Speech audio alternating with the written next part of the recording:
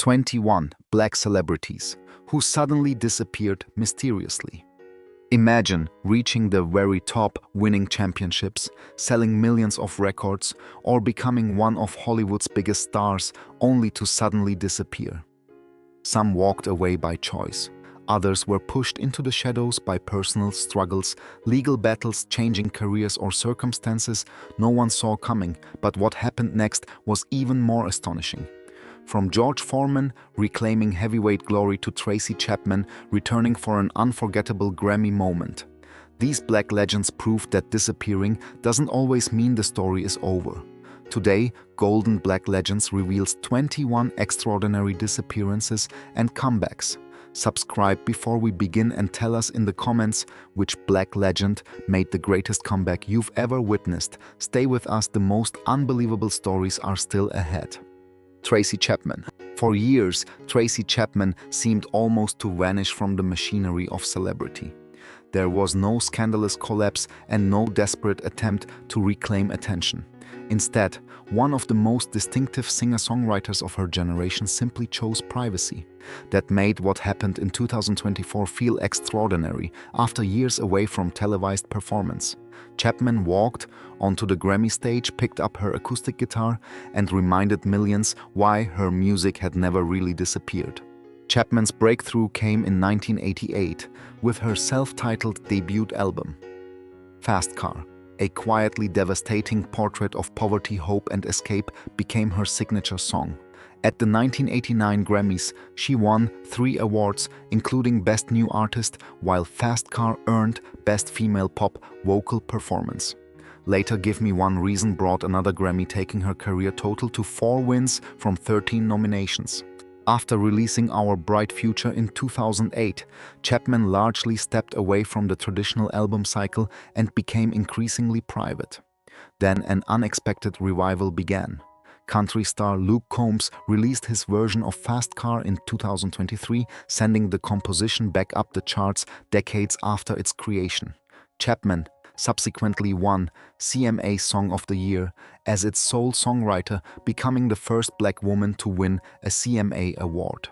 The emotional climax arrived at the 2024 Grammys. Chapman unexpectedly joined Combs to perform Fast Car, marking her first televised performance since 2015 and her first Grammy stage appearance in 2 decades. The audience rose to its feet as 2 generations shared one timeless song. That is what makes Tracy Chapman's return so powerful. She never needed to reinvent herself, manufacture controversy, or chase relevance. 36 years after Fast Car first appeared, the world came back to her and discovered that the voice, the song, and the emotion had never lost their power. George Foreman. George Foreman's second act remains one of the most extraordinary comeback stories in sports history. In the 1970s, he was terrifyingly powerful, winning Olympic gold in 1968 before becoming heavyweight champion by stopping Joe Frazier in 1973. Then came the legendary 1974 Rumble in the Jungle, where Muhammad Ali defeated Foreman in Zaire. After another loss in 1977, Foreman walked away from boxing and became an ordained Christian minister. For nearly a decade, the fighter once feared around the world seemed finished. Then in 1987, at 38 years old, Foreman returned.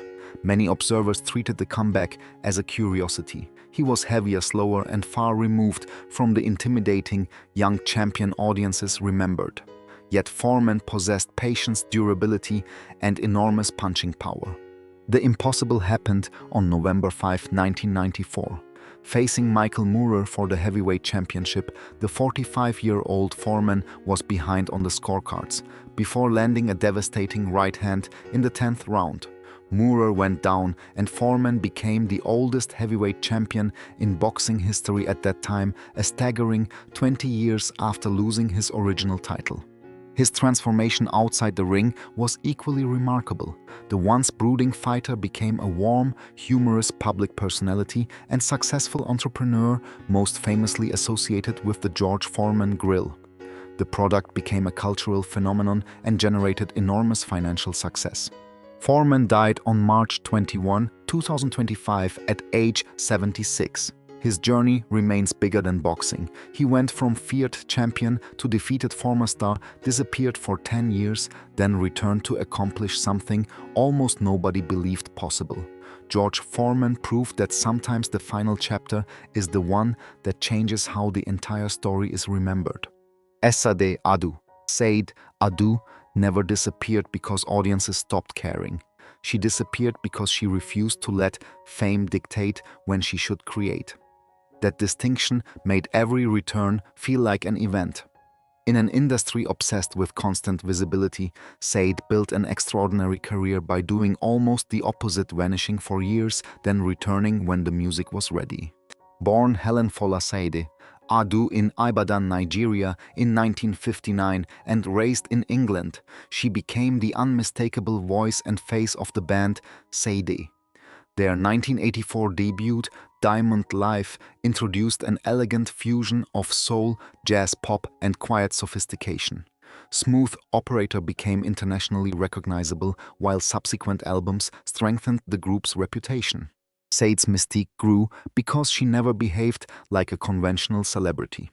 Following Love Deluxe in 1992, the group did not release another studio album until Lovers Rock in 2000. Then came an even longer silence. For 10 years, there was no new Sade studio album.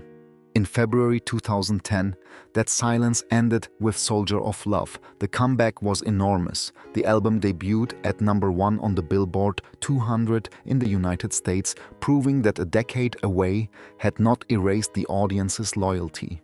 The title track later won the Grammy for Best R&B Performance by a Duo or Group with Vocals.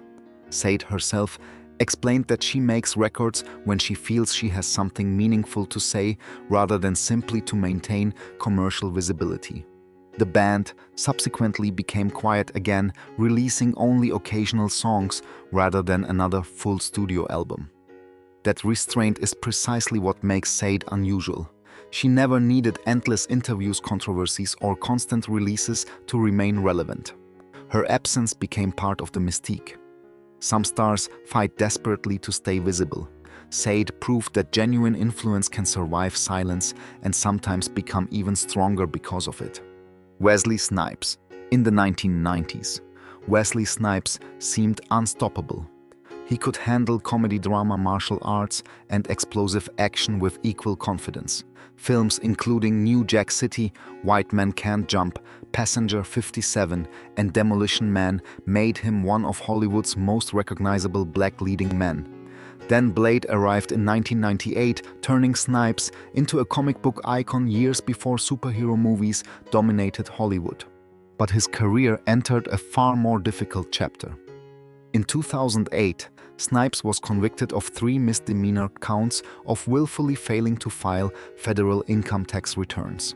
He was sentenced to 3 years in prison and began serving that sentence in 2010.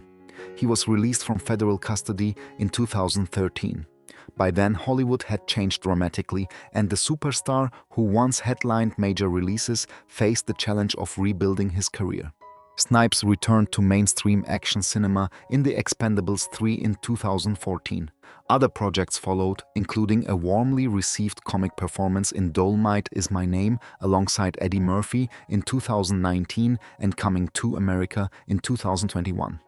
Then came the surprise few Marvel fans expected. In 2024, Snipes suddenly appeared as Blade again in Deadpool and Wolverine. His return occurred 25 years and 340 days after he first portrayed Blade, earning him the Guinness World Record for the longest career as a live-action Marvel character. He also established the record for the longest gap between appearances as a Marvel character, 19 years and 231 days since Blade Trinity. That moment transformed nostalgia into genuine comeback history. After legal trouble, incarceration, and years outside Hollywood's highest tier, Snipes walked back into one of cinema's biggest franchises as the character that helped define him. Blade once made Wesley Snipes a superhero pioneer. 25 years later, Blade helped remind audiences why they had never forgotten him. D'Angelo. Few disappearances in modern R&B created as much mystery as D'Angelo's. When Voodoo arrived in 2000, he stood near the center of the neo-soul movement. His musicianship, smoky vocals, and deeply organic production made him one of the era's most admired artists. Yet after reaching that extraordinary peak, D'Angelo largely retreated from the recording spotlight. Born Michael Eugene Archer in Richmond, Virginia in 1974, D'Angelo broke through with Brown Sugar in 1995. 5 years later, Voodoo pushed his artistry even further. The album won the Grammy for Best R&B Album, while Untitled How Does It Feel earned Best Male R&B Vocal Performance. But the sensual music video for Untitled created an uncomfortable contradiction. D'Angelo increasingly felt that attention was being directed toward his body rather than his music. Personal difficulties followed, and years passed without another studio album. His struggles during this period were widely documented, but his artistic reputation never disappeared. 14 years after Voodoo, something remarkable happened. In December 2014, with almost no conventional build-up, D'Angelo and the Vanguard released Black Messiah. It was not a nostalgic attempt to recreate his youth. The record was dense, politically challenging, and unmistakably alive. Grammy.com described the release as ending his 14-year sabbatical. The comeback received enormous critical acclaim. Black Messiah won Best R&B Album at the Grammys, while Really Love won Best R&B Song. D'Angelo died in 2025 at age 51, making that return feel even more precious in retrospect. He had disappeared long enough for many listeners to wonder whether another album would ever arrive. Then he returned not with an apology or imitation of his past, but with one of his most ambitious works. Sometimes a comeback restores a career. D'Angelo's comeback reaffirmed an artist. Muhammad Ali. Muhammad Ali's greatest comeback began when he was not defeated inside a boxing ring but prevented from entering one. In 1967, at the height of his athletic powers, Ali refused induction into the US Army during the Vietnam War, citing his religious beliefs and opposition to the conflict. He was convicted of draft evasion, stripped of his heavyweight title, and denied boxing licenses in many jurisdictions. Ali lost more than 3 years of his prime. For an athlete whose greatest weapons included extraordinary speed and reflexes, those missing years could have ended everything. But in October 1970, Ali finally returned, stopping Jerry Quarry in Atlanta. His comeback soon produced one of boxing's most anticipated events, the 1971 Fight of the Century against Joe Frazier. Ali lost by unanimous decision, his first professional defeat. The story could have ended there. Instead, Ali fought his way back toward another championship opportunity. On October 30, 1974, he entered the ring in Kinshasa, Zaire, against the younger and devastatingly powerful George Foreman. Few believed the 32-year-old former champion could survive Foreman's attack. Ali responded with strategy, patience, and the famous rope-a-dope, allowing Foreman to exhaust himself before knocking him out in the 8th round. 7 years after being stripped of his championship, Muhammad Ali was heavyweight champion again. His later career included the unforgettable trilogy with Frazier and another heavyweight title victory over Leon Spinks in 1978, making Ali the first boxer to win the World Heavyweight Championship 3 times. Ali died in 2016 at age 74, but his comeback remains inseparable from his legend. He lost his title, his license, precious years of his career, and eventually his undefeated record. What he never lost was his belief that he could return. Anita Baker. Anita Baker's story is not the typical tale of a star who vanished because audiences stopped listening. At the height of her success, she was one of the defining voices of sophisticated R&B, celebrated for a rich contralto that could make heartbreak sound almost luxurious. Her 1986 breakthrough album, Rapture, produced the enduring Sweet Love and transformed Baker into an international star. Over her career, she accumulated 8 Grammy Awards, establishing herself among the most acclaimed R&B vocalists of her generation. But fame eventually became secondary to family. After Rhythm of Love in 1994, Baker dramatically reduced her recording activity while raising her two sons. Nearly a decade passed before she returned to the studio album spotlight with My Everything in 2004. Instead of sounding like an artist desperately chasing contemporary trends, Baker returned with the warm, jazz-influenced sophistication audiences remembered. Another complicated chapter followed years later. In 2021, Baker publicly asked fans not to stream or purchase her music while she fought to regain control of her master recordings. Later that year, she announced that the dispute had been resolved and thanked supporters. It was a reminder that her absence was not simply about performing. Ownership and artistic control mattered too. Then the stage called again. Baker celebrated the 40th anniversary of her debut album, The Songstress, with a major arena tour beginning in 2023, demonstrating that decades away from constant visibility had not erased the affection surrounding her music. That is what makes Anita Baker's journey remarkable. She never needed to manufacture a dramatic reinvention. She prioritized motherhood, protected her work, and returned on her own terms. In an industry terrified of being forgotten, Baker proved that a truly distinctive voice can survive years of silence and still fill an arena when it comes back. Dave Chappelle. In 2005, Dave Chappelle appeared to have everything a comedian could want. Chappelle's show had become a cultural phenomenon, turning its creator into one of America's most influential comedy stars. Comedy Central had announced a massive new deal with him, reportedly worth about $50 million. Then, at precisely the moment Hollywood expected him to become even bigger, Chappelle walked away.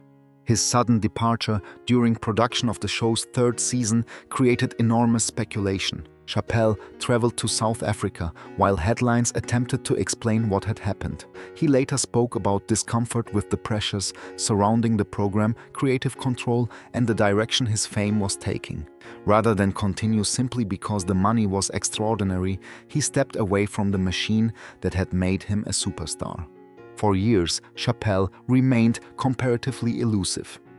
He performed stand-up, sometimes unexpectedly, but avoided the relentless mainstream exposure that had surrounded Chappelle's show. Gradually, however, the comedian began moving back toward major stages. A memorable hosting appearance on Saturday Night Live after the 2016 US presidential election signaled that his mainstream return was real. Then came Netflix. Beginning in 2017, Chappelle released a series of high-profile stand-up specials that generated enormous audiences, awards, praise, and controversy. His comeback ultimately brought multiple Grammy Awards for comedy albums and Emmy recognition, restoring him to the highest tier of American stand-up. The later material has also attracted substantial criticism, particularly over jokes involving transgender people. That controversy is part of the public record and should not be erased when discussing his return. Still, the career trajectory remains extraordinary. Chappelle left one of television's hottest shows when walking away seemed commercially unthinkable. More than a decade later, he returned without recreating Chappelle's show. He rebuilt his career around stand-up and once again became impossible for American comedy to ignore. Gil Scott-Heron. Gil Scott-Heron did not return to music as a young man attempting to reclaim yesterday's fame. When I'm New Here appeared in 2010, his voice sounded weathered, vulnerable, and unmistakably lived in. The album arrived after years of personal difficulties and legal problems, making his reappearance especially powerful. Here was an artist whose influence had never disappeared, even when the man himself had largely fallen away from the mainstream spotlight. Born in Chicago in 1949 and raised partly in Tennessee and New York, Scott-Heron emerged during the 1970s as a poet, musician, author, and sharp observer of American society. Works including The Revolution Will Not Be Televised, Home is Where the Hatred Is and the Bottle Blended, spoken word, jazz, blues, soul, and political commentary. His delivery would later be frequently cited in discussions about hip-hop's artistic ancestry, although Scott-Heron himself resisted simplistic labels. By the 1990s and 2000s, However, his career had become increasingly overshadowed by struggles with drug addiction and repeated legal problems. Periods of incarceration followed. The contrast was painful. An artist renowned for documenting addiction, inequality, and social collapse was now experiencing some of those same forces personally. Then producer Richard Russell helped bring Scott-Heron back into the studio. Released in 2010, I'm New Here was his first studio album in roughly 16 years. Sparse and haunting, it did not pretend the intervening years had never happened. Instead, Scott-Heron allowed age and hardship to become part of the music. He died on May 27, 2011 at 62, little more than a year after the album's release. That makes I'm New Here more than a comeback record. It became an unexpected final statement. Gil Scott-Heron returned, carrying every scar of his absence, and transformed those scars into art one last time. Maxwell disappeared at precisely the moment many artists would have been afraid to stop. By the beginning of the 2000s, he had become one of neo-soul's defining voices, combining old-school romance with modern R&B production and an unmistakable falsetto. Yet after releasing Now in 2001, Maxwell stepped away from the album cycle for 8 years. Born Gerald Maxwell Rivera in Brooklyn in 1973, he broke through with Maxwell's Urban Hang Suite in 1996. Initially a slow commercial builder, the album eventually became a defining neo-soul recording, producing songs including Ascension, Don't Ever Wonder. Embryo followed in 1998, while Now reached #1 on the Billboard 200 in 2001. His cover of Kate Bush's This Woman's Work became another fan favorite. Then came Silence. Maxwell later described needing time away from the industry and from the expectations surrounding celebrity. Years passed without another studio album. Hairstyles changed, musical trends shifted, and younger R&B performers emerged. It was reasonable to wonder whether Maxwell's peak had already become history. In 2009, he answered with Black Summer's Night. The album debuted at #1 on the Billboard 200 and returned Maxwell to commercial and critical prominence. Pretty Wings, its aching lead single, became one of his signature recordings and earned the Grammy Award for Best Male R&B Vocal Performance. The album itself won Best R&B Album. 7 years later, Black Summer's Night continued the planned trilogy and delivered Lake by the Ocean, which earned another Grammy for Best R&B Song. Maxwell's comeback worked because he did not return sounding desperate to compete with younger artists. He returned sounding unmistakably like Maxwell, older, more measured, but still emotionally precise. 8 years away could have destroyed his momentum. Instead, the silence made his return feel more significant. When that familiar falsetto finally came back, audiences had not forgotten it. They had simply been waiting. Mike Tyson's comeback was never a simple redemption story. In the late 1980s, he had been boxing's most intimidating attraction, becoming the youngest heavyweight champion in history at just 20 years old in 1986. His speed, explosive combinations, and knockout power made Iron Mike seem almost unbeatable. But his career spiraled through personal turmoil, defeats, and legal consequences that removed him from the ring during what should have been prime competitive years. In '92, Tyson was convicted of rape and sentenced to 6 years in prison. He served roughly 3 years before being released in March 1995. His return immediately became one of boxing's biggest commercial events. On August 19, 1995, he faced Peter McNeely in Las Vegas. The contest lasted only 89 seconds before McNeely's corner entered the ring, resulting in a disqualification. Tyson was officially back and enormous audiences were watching. In March 1996, Tyson defeated Frank Bruno to regain the WBC Heavyweight Championship, but the comeback soon became turbulent again. Evander Holyfield stopped him later that year, and their notorious 1997 rematch ended when Tyson was disqualified for biting Holyfield's ears. His later career produced more controversy and eventually ended with a 2005 loss to Kevin McBride. Yet Tyson's public story continued changing after boxing. Through acting appearances, his hotboxing with Mike Tyson podcast, business ventures, and an exhibition with Roy Jones Jr. in 2020, he remained culturally visible. In November 2024 at 58, Tyson returned for a sanctioned professional bout against Jake Paul, losing by unanimous decision. Tyson's journey is therefore complicated rather than conventionally inspirational. He returned from prison to become heavyweight champion again, but success never erased the serious actions and controversies surrounding his life. His story demonstrates that a comeback can restore fame without rewriting the past. Betty Davis. Betty Davis was never interested in behaving the way the music industry expected a woman to behave. With provocative fashion, uncompromising lyrics, and an explosive fusion of funk rock and soul, she created music in the 1970s that sounded dangerously ahead of its time. Yet just as her reputation seemed capable of expanding, Davis essentially disappeared from the industry.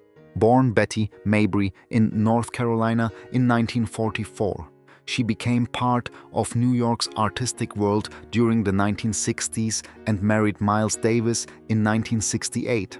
Their marriage lasted only about a year, but her influence on his musical and fashion evolution has been widely discussed.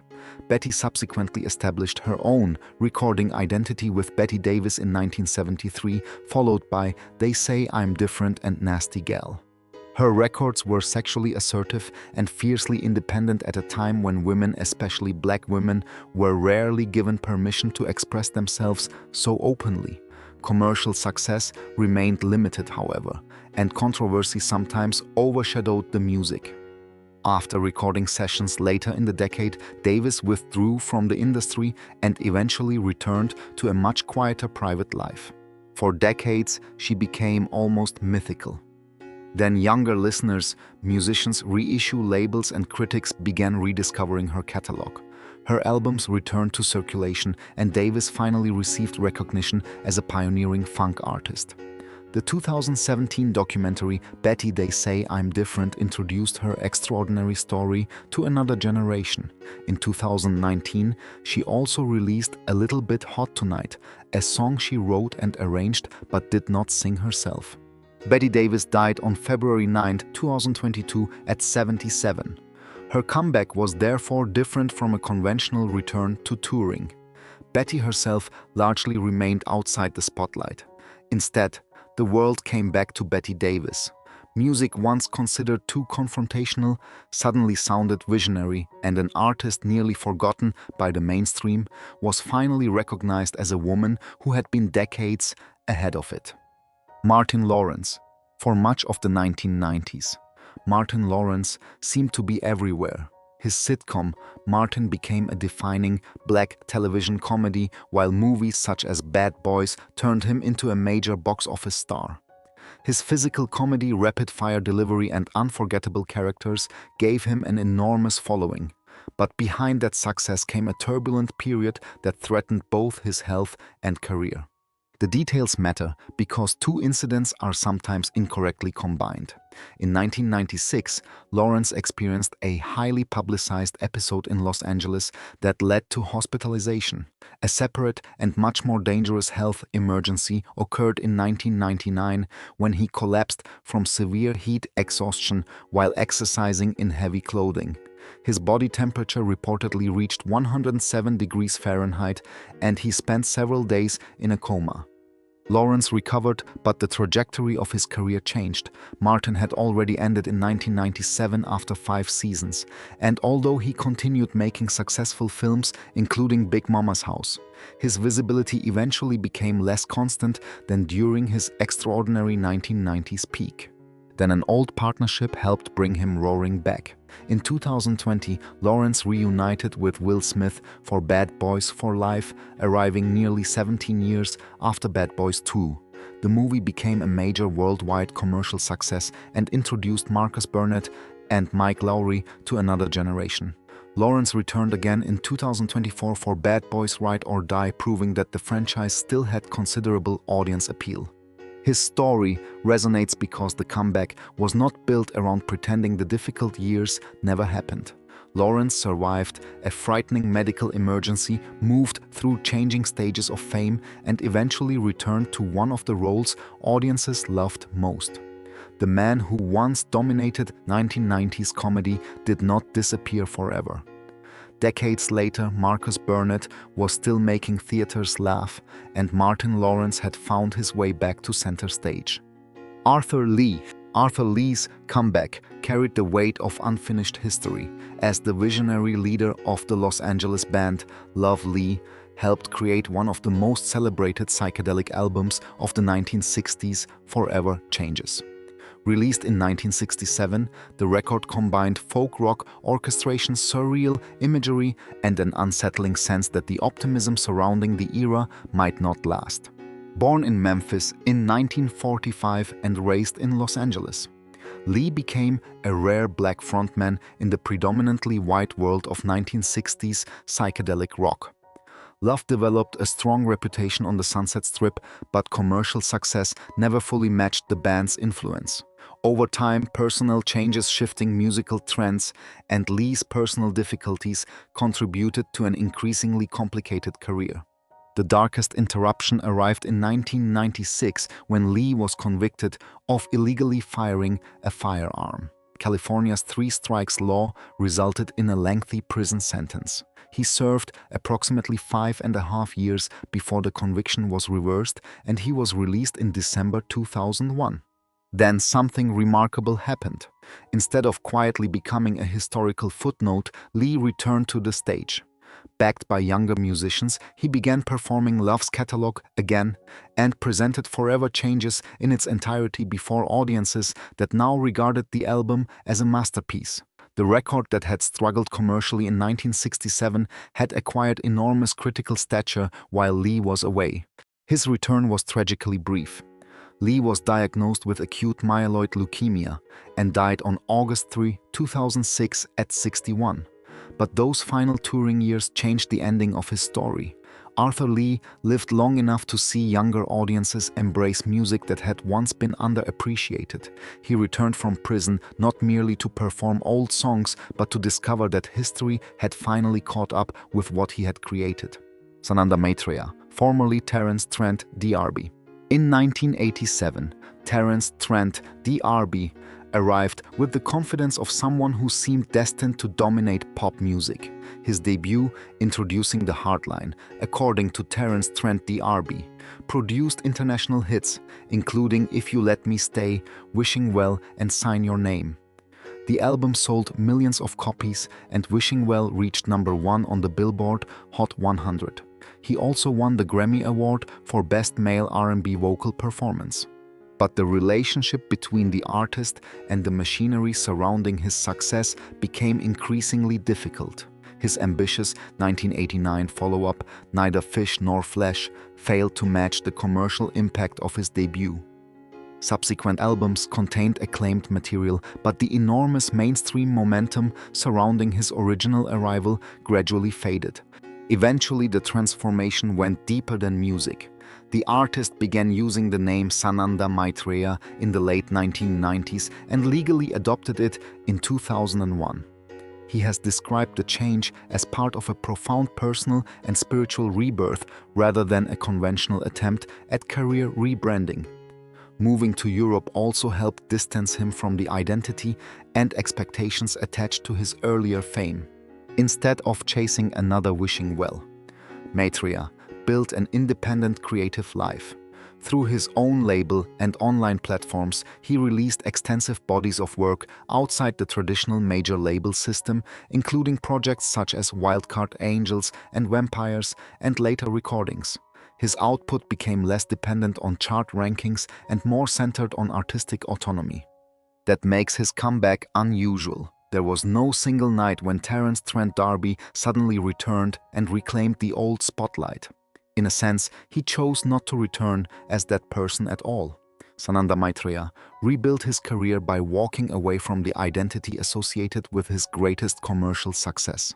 The result is a different kind of comeback story, not about recovering fame, but about recovering ownership of oneself. Howard Tate's disappearance from music was so complete that for years, even people who admired his records had little idea where he had gone. During the late 1960s, Tate possessed one of soul music's most distinctive voices, high aching and emotionally exposed. Working with producer and songwriter Jerry Regovoy, he recorded songs including Ain't Nobody Home, Look at Granny Run Run, and the unforgettable Get It While You Can, later famously covered by Janis Joplin. Yet commercial recognition never fully matched Tate's talent. By the 1970s, frustration with the music business contributed to his withdrawal.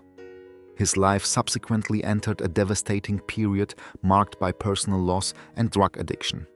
Tate eventually abandoned professional music altogether and spent years outside the public eye. According to the transcript, he later overcame addiction, became a minister, and built a very different life before being rediscovered. The comeback began when renewed interest in his old recordings led people to search for him.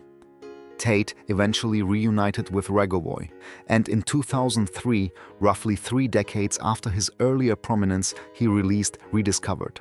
The title could hardly have been more appropriate. Rather than sounding like an artist desperately recreating his youth, Tate returned with the weathered emotional depth of someone who had survived extraordinary hardship. Critics welcomed the album, and Tate began performing again for audiences who finally understood the importance of his work. His comeback did not transform him into a mainstream superstar, but perhaps that was never the point. Howard Tate died on December 2, 2011 at 72. His story remains one of soul music's most moving second chances. A gifted singer disappeared, endured years of darkness, rebuilt his life, and eventually discovered that people were still waiting to hear that remarkable voice. Pamela Long.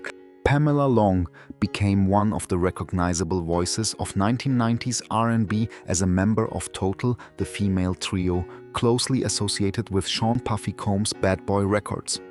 Alongside Kima Raynor and Keisha Spivey, Long helped create a sound that blended smooth harmonies with the harder hip-hop production dominating the decade.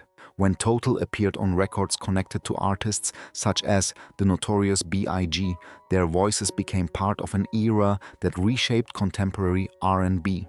Total released its self-titled debut album in 1996, featuring songs including Kissin' You and No One Else. Their second album, Kima, Keisha, and Pam, followed in 1998 and included Trippin', one of the trio's best-known hits. But after that successful period, Total largely disappeared from the recording spotlight. The transcript attributes the separation to internal tensions and management difficulties, though those claims should be treated cautiously unless supported by direct documentation.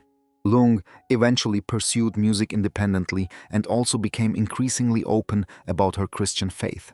Rather than immediately recreating Total's commercial formula, her later work reflected personal and spiritual changes. The group itself eventually reunited for selected appearances, giving longtime fans opportunities to hear those familiar harmonies again. Her story differs from the spectacular comebacks of heavyweight champions or blockbuster actors. Pamela Long's return has been quieter, built around reconnecting with music, performing again, and reclaiming her voice after years when Total was largely absent from mainstream R&B. That quieter comeback is still meaningful. Total belonged to an extraordinarily competitive period in black music, yet songs from their catalog continue to evoke immediate nostalgia for listeners who experienced the 1990s firsthand. Pamela Long did not need to recreate that decade. Simply hearing her voice again was enough to remind fans why Total mattered in the first place. Labi Siffre. Labi Siffre's career demonstrates that a song can disappear from the charts without ever truly disappearing from culture. Born in London in 1945 to a Nigerian father and a mother of Barbadian Belgian heritage, Siffre emerged during the early 1970s with an intimate songwriting style that could move effortlessly between tenderness, social observation, and political conviction. His early catalog produced enduring compositions. It Must Be Love, originally released by Siffre in 1971, later reached an enormous new audience through Madness. Bless the Telephone became another quietly beloved recording. Then in 1987, Siffre released the defiant Something Inside, so strong, inspired partly by television footage of apartheid in South Africa. The song became one of his defining works and earned the Ivor Novello Award for Best Song musically and lyrically. Siffre subsequently spent long periods away from conventional recording industry visibility, yet his music kept resurfacing in unexpected places. A portion of I Got The became central to Eminem's breakthrough single, My Name Is, while other artists sampled and rediscovered his work. Younger listeners later encountered Bless the Telephone through streaming and social media, giving his catalog another remarkable life decades after its creation. His comeback became even more literal in the 2020s. After roughly 27 years without a new studio album, Siffre announced unfinished business, bringing one of Britain's distinctive singer-songwriters back into active recording in his 80s. That return feels perfectly suited to his career. Siffre never depended upon constant celebrity to remain influential. His melodies traveled without him, moving between generations and genres, while new audiences repeatedly discovered the man behind them. At 81, in 2026, Labi Siffre offers a rare kind of comeback story. After decades of other musicians keeping his songs alive, the songwriter himself stepped forward once more. Cue Lazarus, Diane, Lucky. Few musical disappearances became as mysterious as that of Cue Lazarus, born Diane Lucky. Her haunting voice became permanently associated with Goodbye Horses, a song that achieved cult status after appearing in Jonathan Demme's The Silence of the Lambs. Yet while the recording survived and grew increasingly famous, the woman singing it seemed to vanish. Lucky led Cue Lazarus and the Resurrection, and her connection with Demme helped place her music in several of his films. Goodbye Horses, written by William Garvey, appeared in Married to the Mob before its unforgettable use in The Silence of the Lambs in 1991. The song gradually developed a life far beyond its original release, inspiring covers and gaining generations of listeners. Then Lucky left the music business. No major comeback album arrived, and reliable public information about her became scarce. For years, fans wondered what had happened. According to the transcript, she eventually worked as a driver while raising her family, living far outside the celebrity world associated with her most famous recording. The mystery finally began to unravel in 2019 when filmmaker Eva Arigis unexpectedly encountered Lucky while taking a car service in New York. Their meeting developed into a friendship and ultimately a documentary project about her extraordinary life. For the first time in decades, Lucky was preparing to tell her own story. Sadly, she died on July 19, 2022 at age 61 before seeing the completed documentary. Goodbye Horses, The Many Lives of Cue Lazarus later brought her story back into public view. Her comeback, therefore, arrived differently than anyone expected. Diane Lucky never returned as a conventional pop star. Instead, after decades of mystery, her identity, voice, and remarkable journey were finally reclaimed from rumor, allowing the woman behind Goodbye Horses to be remembered as more than an unanswered question. James Carr. James Carr possessed a voice that sounded as if every lyric had been lived before it was sung. Born in Mississippi in 1942 and raised in Memphis, he emerged from gospel music before becoming one of the most emotionally intense Southern soul singers of the 1960s. His defining recording, The Dark End of the Street, released by Goldwax Records in 1966, became a soul standard later interpreted by numerous artists. Songs such as You Got My Mind Messed Up further demonstrated why Carr was often compared with the greatest voices of his era. But behind that extraordinary talent was a far more difficult reality. Carr experienced serious mental health problems that disrupted performances and complicated his ability to sustain a career. As Goldwax collapsed near the end of the 1960s, his recording momentum also faded. During the 1970s, his public presence diminished dramatically, and for years he was largely absent from the music business. What seemed like an ending eventually became an unexpected second chapter. Renewed international appreciation for Southern soul helped bring Carr back to recording. In 1991, more than 2 decades after his classic period, he released Take Me to the Limit. 3 years later came Soul Survivor. His voice had aged, but that weathered quality gave the performances a different emotional power. European audiences in particular helped sustain renewed interest in his work. Carr never experienced the massive commercial comeback enjoyed by some mainstream stars. His return was quieter and perhaps more poignant. An artist once nearly lost to the industry was given another opportunity to sing. James Carr died from lung cancer on January 7, 2001, at only 58. Today, his legacy rests not on celebrity but on emotional truth. He disappeared for years, returned against difficult odds, and left behind recordings that proved something remarkable. Sometimes one unforgettable voice is enough to survive decades of silence. Thomas Essomba.